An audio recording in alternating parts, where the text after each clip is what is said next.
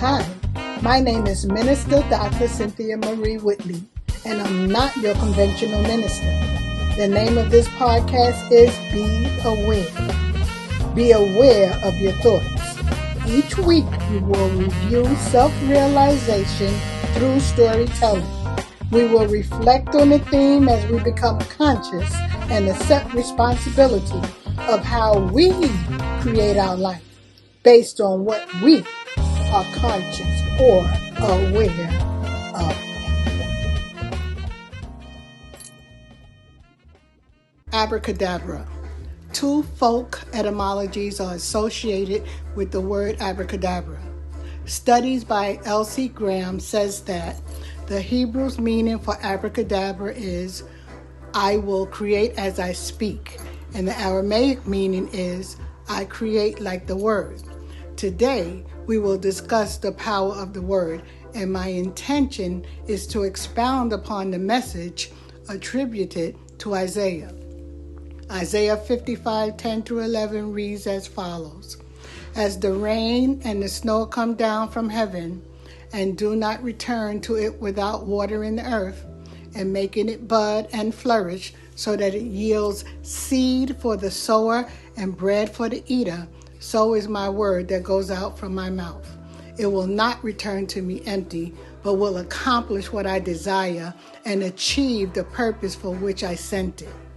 Our word is not void either, and our words go out of our mouths and will not return to us empty, but will accomplish what we desire and achieve, the purpose for which we send it. Keep this verse in mind as I deflect to speak about the words spoken by God in the beginning. In the beginning, God created the heavens and the earth. Now the earth was formless and empty. Darkness was over the surface of the deep, and the Spirit of God was hovering over the waters. And God said, "Let there be light." And there was light. Verse 6 says, and God said, "Let there be a vault between the waters to separate water from water." And it was so. Verse 9 says, and God said, "Let the water under the sky be gathered to one place, and let dry ground appear." And it was so. Verse 11 says, then God said, "Let the land produce vegetation." And it was so.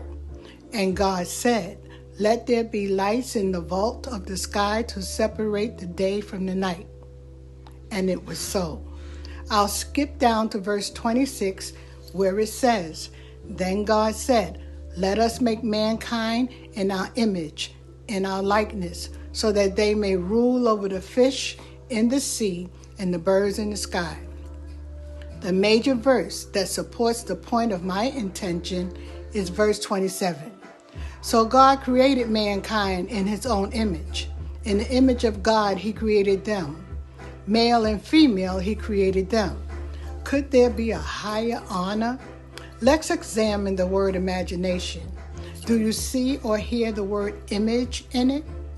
We are made in God's image. Did God use his imagination in creating the world?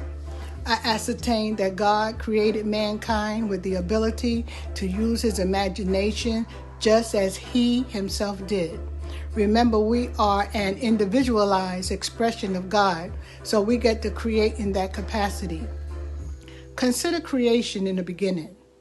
Was there any physical evidence of light, a vault, dry ground, or vegetation, man or womankind before he spoke? No.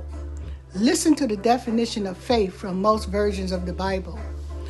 Now, God didn't hope as we do. He was the surety of all things. There was no doubt about the accomplishment and fulfillment. But for God individualized as us, the following applies. Hebrew 11:1 says, faith is being sure of what we hope for. It is being certain of what we do not see.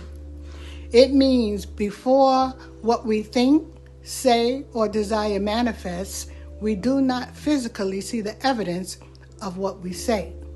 When we are believing in something before it exists, we first imagine it. We are seeing it before its physical form.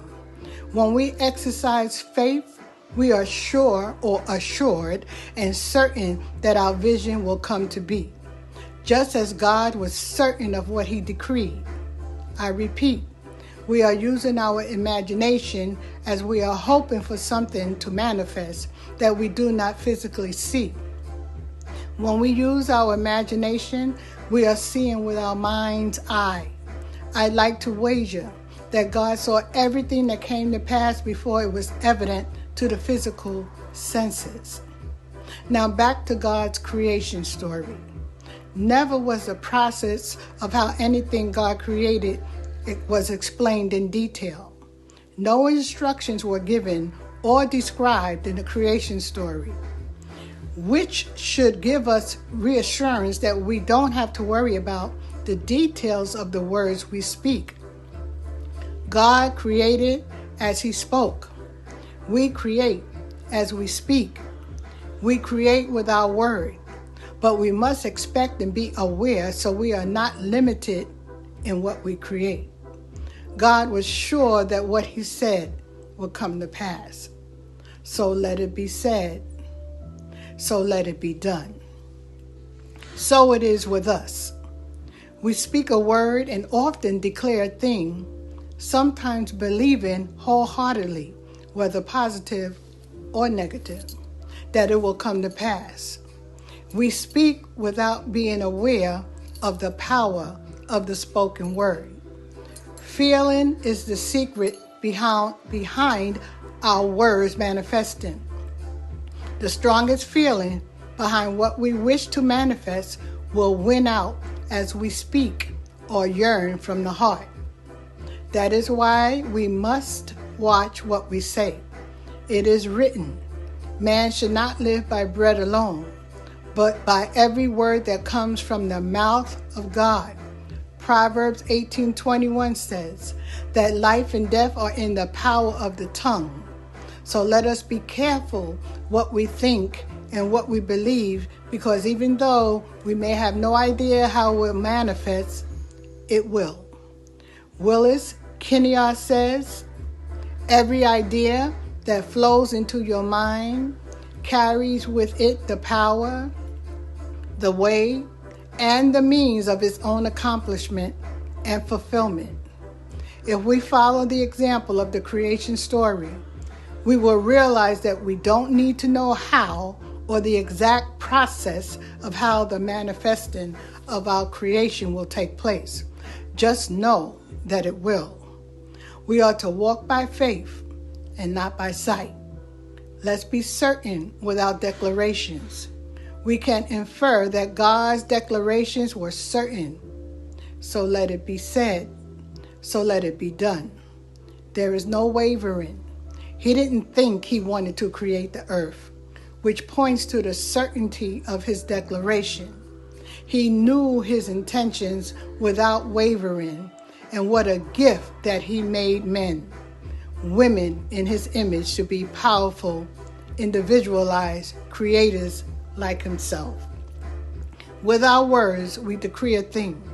We may set out a plan, but oh, how easily our plans are disposed of. You know the saying, man proposes and God disposes. God didn't explain his process in the beginning, but we know he was assured that all the forms he imagined will come to pass.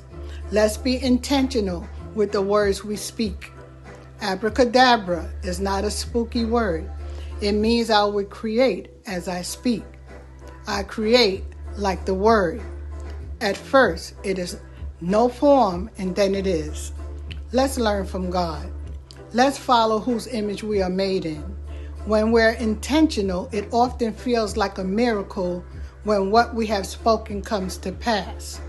When we are not intentional with our words, we call it a disaster when what we have spoken comes to pass, even blaming God at times.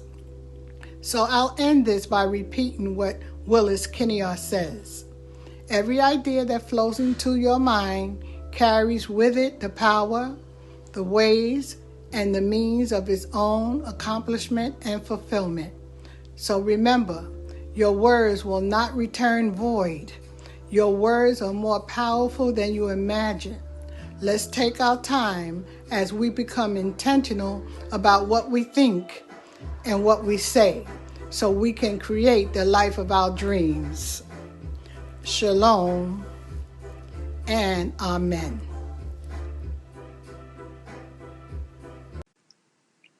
Shalom. Where my tribe at? Where my people at? I've been a storyteller all my life.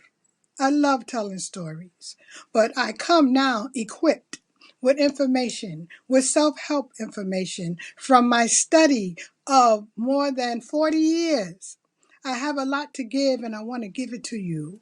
So listen to my stories on my podcast, on my YouTube channel, and in my books. Yes, in my books.